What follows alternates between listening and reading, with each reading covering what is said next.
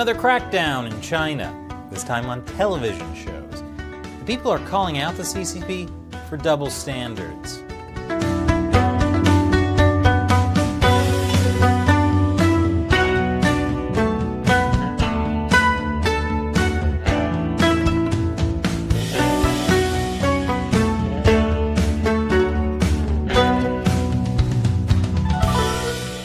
Welcome to China Uncensored. I'm Chris Chappell. The Chinese Communist Party has a long list of things that need to go so they can manufacture their so-called moderately prosperous society. But how does Xi Jinping maintain his moderately prosperous society in all respects? Obviously, by banning everything the Communist Party sees as a potential threat, no matter how small. It's not enough to restrict cryptocurrency transactions and video game hours and effeminate boys in entertainment. The Chinese Communist Party is not satisfied yet. But what other minor thing could possibly be in the way of the party's perfect utopia? None other than cartoons and children's shows. What's wrong with children's shows? In nearly all of the recent bans and crackdowns, Chinese officials and state media have consistently decried the supposed capitalist moral decay and Western values threatening young minds, and instead encouraged nationalism and loyalty to the ruling Chinese Communist Party among Chinese youth. Oh, okay, it's capitalism and Western values that are the problem, but loyalty to the Communist Party is the solution. China's National Radio and Television Administration recently released a statement saying they strongly support the broadcasting of excellent cartoons. Now, on the surface, this seems in line with what other countries do to keep television from polluting the minds of young children. The Chinese regulators say their effort is to resolutely resist bad plots containing violence, blood, vulgarity, pornography, etc., and to instead produce excellent cartoons with healthy content and promote truth, goodness, and beauty in accordance with laws and regulations. And Chinese regulators know which cartoons are the excellent ones. They're the ones that promote patriotic thinking. All of the other ones have been censored for your convenience. This means standardizing program content to create a good online audiovisual space for the healthy growth of young people. I don't get it. I grew up watching Captain Planet promote his extremist environmental agenda while his eco-terrorists attacked private businessmen who were bringing investment into developing countries, and I turned out just fine. I learned communists are evil. Anyway, Chinese regulators say they're concerned that kids will soak up bad messages like impressionable young sponges. Hey, there's nothing wrong with being a hard-working fry cook. He owns his own 2-story house, which is more than most Chinese people can say. Now, this new ban is an extension of an ongoing reform of broadcast shows in China. Back in April, the Jiangsu Provincial Consumer Protection Committee released a survey which singled out 21 animated shows with almost 1,500 problematic points involving violent crimes, dangerous actions, and marketing issues. Some of the cartoons listed include Barbie Dream House Adventures, Peppa Pig, and My Little Pony. The most problematic cartoon on that list to receive complaints from parents is a Chinese animation called Boonie Bears.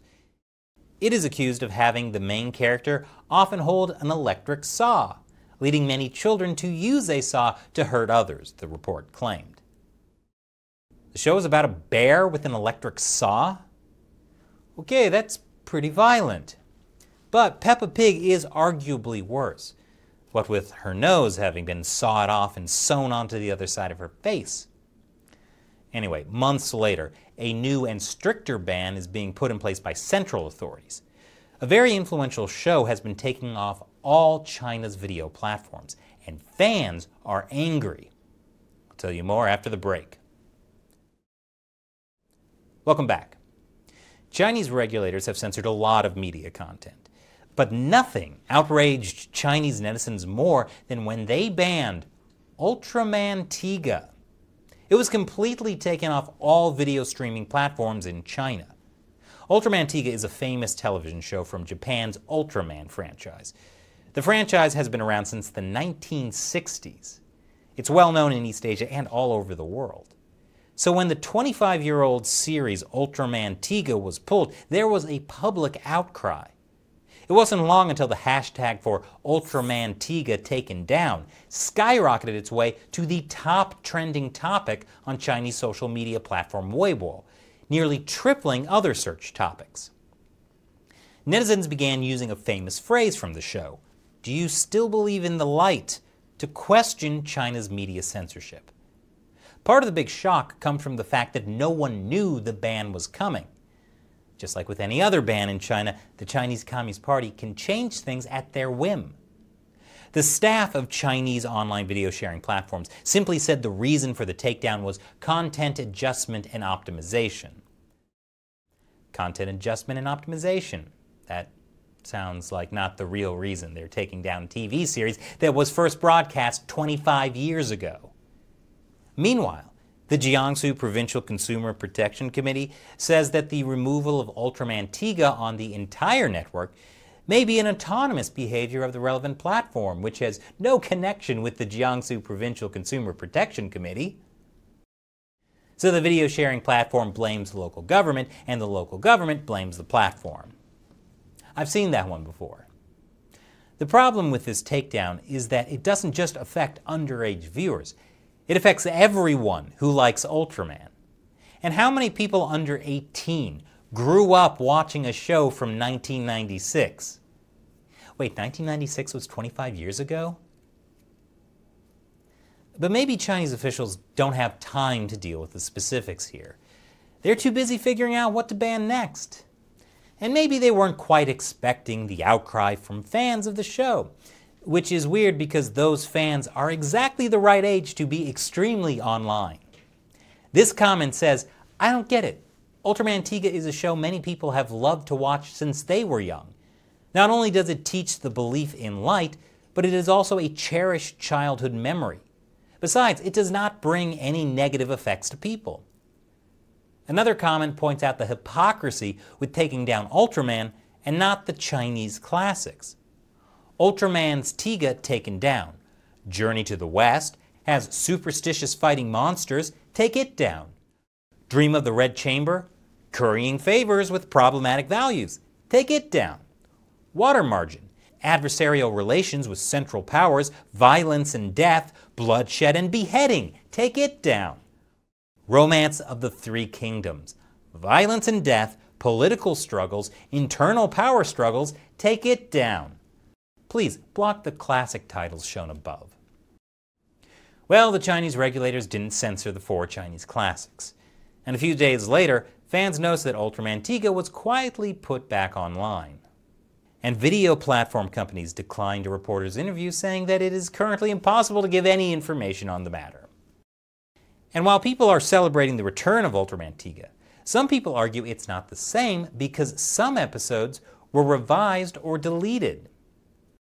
So in the end, it seems people can enjoy having one show back on the shelves, or at least most of one show. Celebrate the small victories while they last, I guess. You never know what's going down next.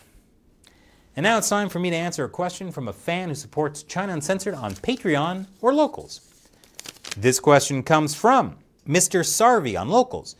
Chris, on America Uncovered, you bashed solar panels and gave a tone that there is nothing that can be done to improve your negative points.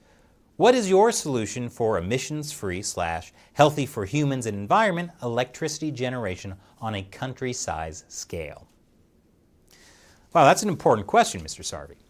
I'm a big fan of renewable energy.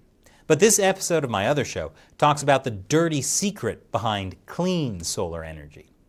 The problem is not with clean energy. The problem is that nearly all solar panels are made in China. If China burns dirty coal to manufacture solar panels, it's a bit counterproductive, isn't it? There are also a bunch of other even crazier problems which I talk about in that episode. I think solar panels themselves are a great technology. And they should be made right here in the USA again, without involving China in the supply chain. Then they would be made by factory workers with higher wages in safer conditions. And over time, the prices would go down as technology improves, so long as China doesn't keep stealing our technology. The same goes with wind power. We should stop buying wind turbines made in China with stolen US technology. What's my solution for emissions-free electricity generation? It starts with renewable energy like wind, solar, and other things, and that manufacturing should be done right here in America. Thanks for your question. And thank you to everyone else who supports China Uncensored through the subscription platform Locals and the crowdfunding platform Patreon.